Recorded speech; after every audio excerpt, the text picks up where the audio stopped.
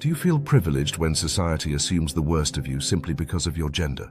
When you're automatically suspect, not because of what you've done, but because of who you are. A man, a potential predator, a villain in waiting. Every glance you give, every word you speak is scrutinized for malice. And yet they call it privilege.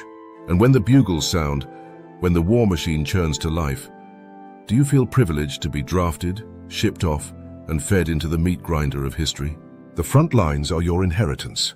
Cannon fodder, human shields, heroes perhaps, but only when you're 6 feet under. Is this the privilege they sing of? Do you feel privileged waking up before dawn, lacing up steel-toed boots and heading out to build the world everyone else takes for granted?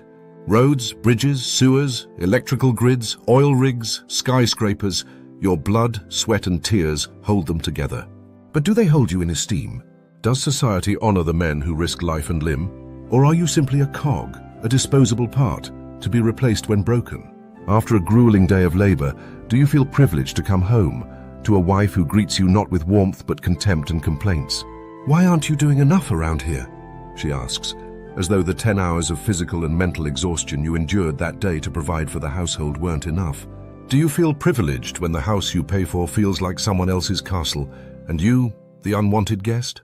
Do you feel privileged when you're told to do your own dishes, cook your own meals, clean your own clothes, iron your own shirts, but still foot the bill for rent, utilities, phone bills and Wi-Fi? The life of a privileged man, expected to provide everything and receive nothing. To sacrifice endlessly and be told it's not enough.